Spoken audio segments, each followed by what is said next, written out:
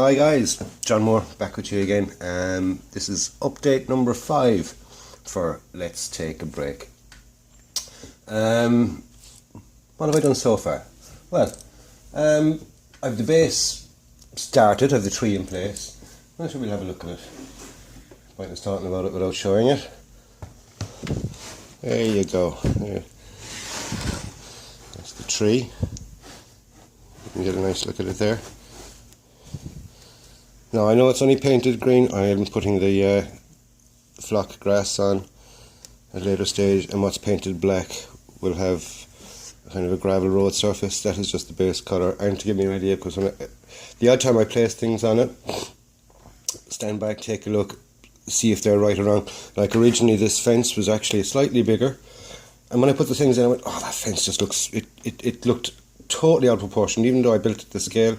So I ripped it up and basically built a new one, and I'm happy with that one. I've painted, a little bit of weathering done to it, only a slight bit, because I know this is going to get it's going to have to be redone anyway, again, because of all the other bits and pieces done to it. It's going to get bits stuck to it, probably going to get popped off and broken when it's been, you know yourself, we've all done it. Right, that's where I am with the base. And what I'm going to do is, now, I'm just going to give it a little bit of a turn this way, like that, so you can get an angle and a view of it. A rough idea on, I'll set it up as to how I think it might go together. Remember, nothing is final yet, nothing is written in stone. So we'll just push this back now. How is it? There we go. We can get everything in there like that. Right. First of all, we have our tree. Next thing I built was I did Panzerkunfwagen Sky aufs L. How that ends. My bit of German. Quite proud of myself. Not moving to Germany anytime soon, but I don't think I get very far anyway. Anyway, right, there's our little Panzer 3.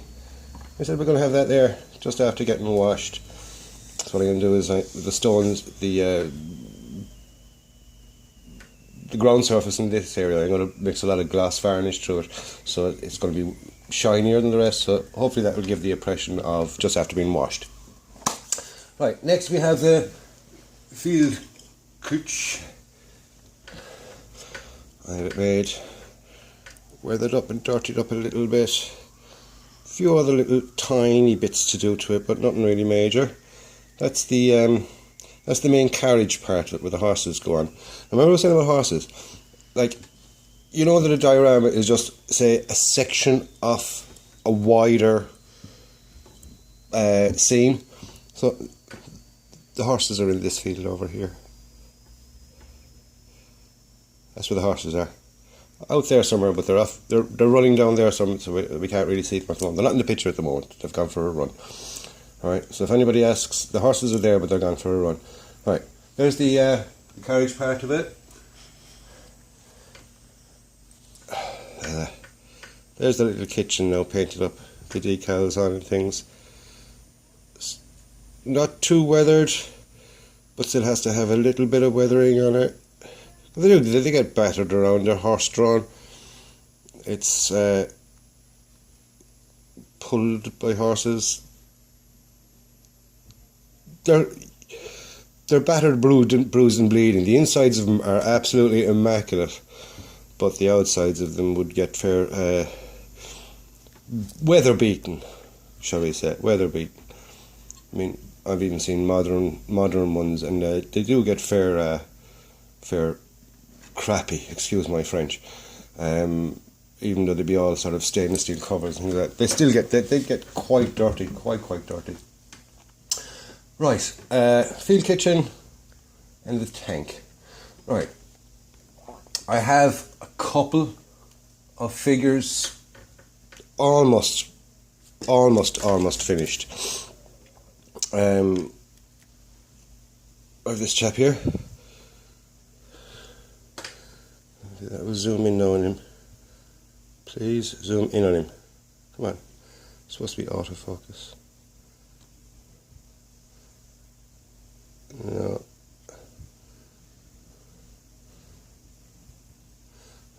won't focus on him. There we are. There we go. How's he? He's going. He's on his little cook's bench, and the spoon goes right into the pot like that. He stands there. Also, I made this little table. Weathered it up. How's that? Isn't that nice? And I used the same system of construction for the table as this little item that came with the kit that your man is standing on. So it's built in the same system of building. So I looked on the internet for basically field kitchens and tables and things like that, and it was a case of basically what was around. There was nothing standard, because I found about six different scenes, pictures, where the guys were getting fed, and what they were getting fed off varied. So there's no standard. Right. So my variation is this table. Ta-da! There. Right.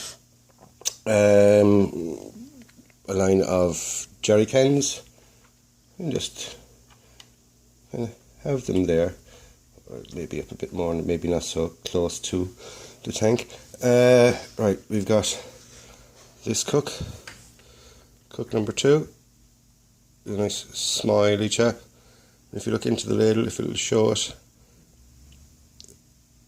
I don't know, but he's got stew in the ladle. He's there with his hand out, waiting for this chap's thing. Right. It just takes a couple of seconds to zoom in. There we go. Now I know I didn't get his badge all that good. I will try again. I am in my 50s, so I mean I don't have exactly the steadiest hand. When I say I'm in my 50s, I'm 51, but I still have that. I don't have the perfect of hand. I now wear glasses and the eyesight ain't the best. So we have that guy in line there, getting his grub. Next we've got this chap here. There we go. There we go. Zoomed him okay. Standing in line with two mess tins. The German type mess tins are round, as opposed to the British and American type, which were a flat type. Right, he's there. Right, now we've got this little chap here. This is one of the ones I got out of the set that I got from Steve Mottram, along with the 2 birds. I said I'd use one chap, and there he is. He's sitting down, and if you look, I put a cup into his hand. Yeah, found a little cup in my stash box, and I said his hand was like that.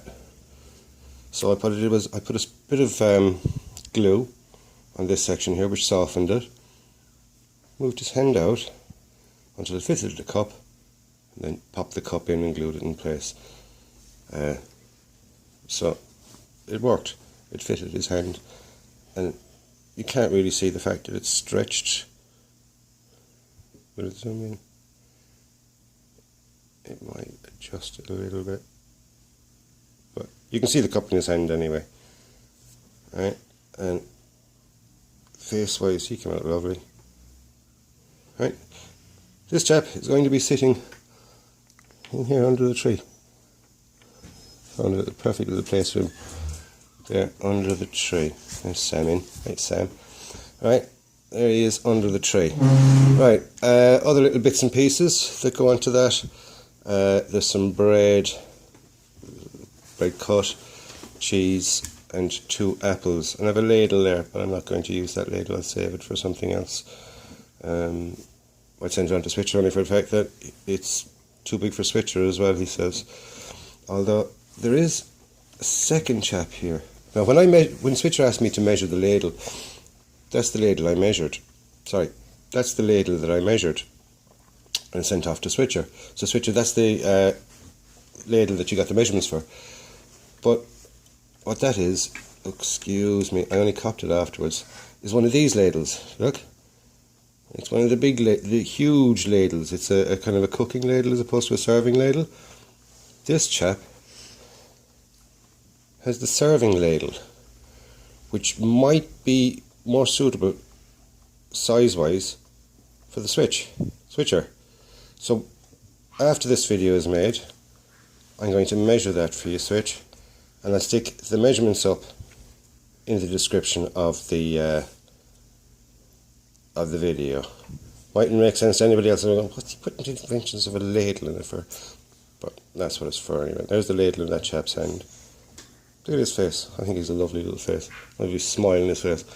There you go, chappy. Get me up there, get fed, enjoy yourself. Right. Also, I just sort of, it didn't actually give you anything that that he's serving from. So I got, if you look at the bottom of that, it's actually a wheel, a tank roller. It came off of the M3 Lee. Came with 2 sets of wheels. So what I did was I made it into a sort of a flat round serving dish with stew inside in it. So that's going to be on the table with the bread, and that's what he's serving the stew out of. Right, that's those guys, and that's that.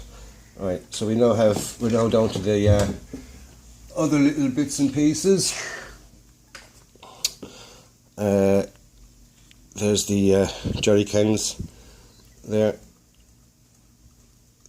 with the cards on top that the lads will be playing cards with. You can zoom in there. Will it adjust? No. It's supposed to be autofocus, but you know yourself, we've all had this great autofocus stuff. Right, the rest is just basically the same. There's not much colour variations there with any of that stuff. And what it is we've got the 3 jerry cans that the card players are sitting on. We have 2 food buckets. We have a bucket, and we have 2 buckets here, which I'm going to use for washing of the tank. 2 food containers, 2 milk churns, bag of spuds. So I mean, there's nothing really exciting there, paint-wise, anything like that. Right, we got the birdies. Compliments of young Steve Mottram. Right. There we go. I know the blue and red one with a bit of green looks more like a parrot, and it's going to be out of scene in Europe, but I don't care. I think it's just, I wanted something colourful to take away from the the greys and the greens.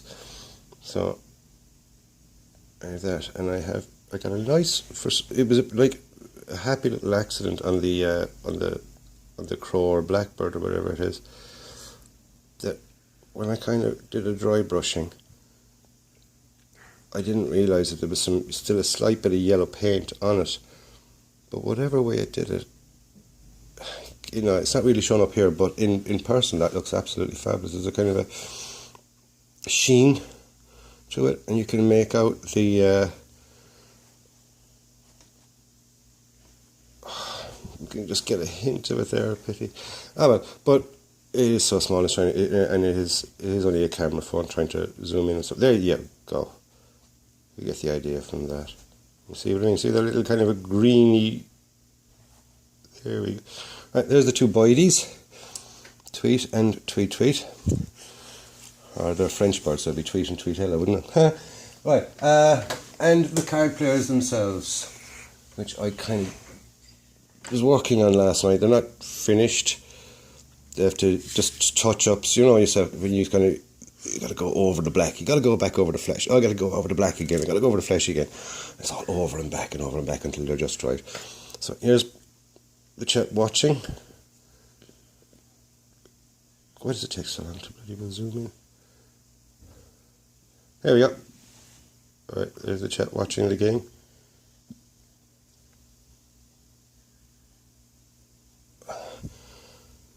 Chap number 1.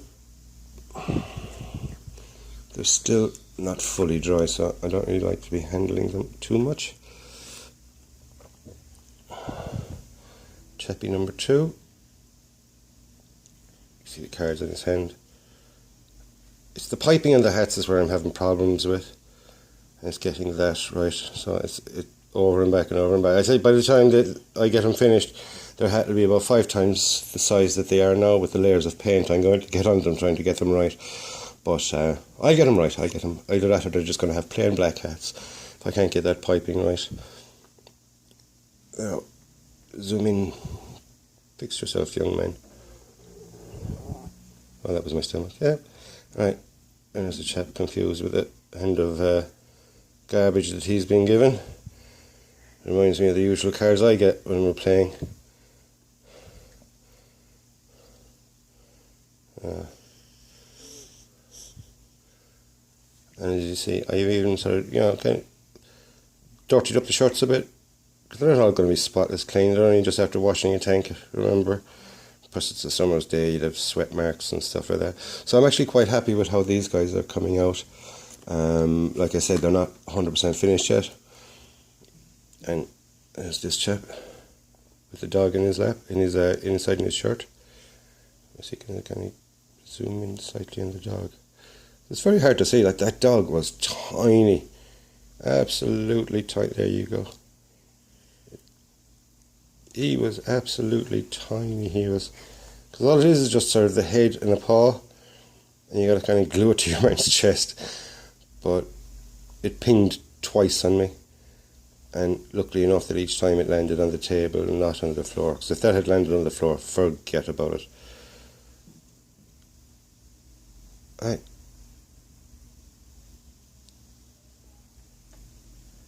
And he's here. Now, I think those figures came out absolutely fabulous. Even I'm not one to blow my own trumpet, but there you go, trumpet blown. Now, there's my 4 guys playing cards up here in that little bit of a green flat section there. So, as you can see, it's all coming together. Still loads and loads of little work. It's all tiny little bits. That's why I said I showed you now, because the next step from here is basically finished. All this is touch-up work. Got to put the kind of the gravel surface here, grass, bit of weathering, just add a few bits and pieces here and there. Like last night, I got these bits and pieces out of the stash box. And what they are is they're the wooden posts. They're actually after Tamiya barricade set, which I got some time ago. I didn't like it. Simon Kemp did a review very recently of it, and he didn't like it either. I mean, I have used some of the tank stops, but I find them they're much bigger than any tank stops I've ever seen in my army career. I'll tell you that much. Much bigger. But I use them anyway. But these things I didn't like. But what I'm going to do with these is these field kitchens are wood fired. They can either use wood or coal. So what I'm going to do is I'm going to chop them up and make a little wood pile here, because it would have to be constantly fed. You know yourself with a fresh supply of wood or coal or some sort of fuel. Otherwise, you're getting cold stew. So that's little things like that. As that's what, like for example, like the table. I mean, what was your man serving out of? He was just standing there with a ladle full of stew. Where did he get the ladle full of stew? He had to get it out of something. He didn't just sort of walk over there, take a ladle full out, come over here, hand it out to your man, then walk back over. So, hence having to make the little serving pot, basically. Other little things like that are needed around. Like I said, the buckets here, have one, say, up on top and one on the ground. Just going to get a bit of cloth, dangle it over the side of the bucket to show that it was used for washing. Just give all the hints of the fact that the tank has been washed. And with enough hints around and the ground shiny-ish, it should give the impression that it's just after being washed. Do you know what I mean? It's all these little things, it's what helps to tell the story. So that's my story, and I'm sticking to it. Anyway, that's where I am at the moment. Hope you like it. Any comments or any ideas, let us know. Stick them in the comments box underneath. If you like it, don't forget, hit the like button. If you're not already subscribed, subscribe, and sure, why not? We'll go on from there. What I'm going to do after this, I haven't the faintest idea. I'm more than likely I'll get something for Steve Mottram's M build. I don't have anything at the moment because I don't have a stash at the moment, and currently my financial situation is not the best. So I'll pick up something. I'll pick up something. All right. It's just being on a pension, as you know, it's a lot of year, and you get paid monthly, and this month is a bad month. So all bills come together, don't they? Anyway, that's where I am with it at the moment. A couple of other little bits and pieces I'll find around inside the stash box that I might add to it. But also, like I said, as Switcher said, less is more. But you still have to have enough in to get your point across and get your story across. So that's where I am. Next time you see it, it should be all finished. So thanks, lads, and I'll see you again. Happy modelling, and best of luck to you all.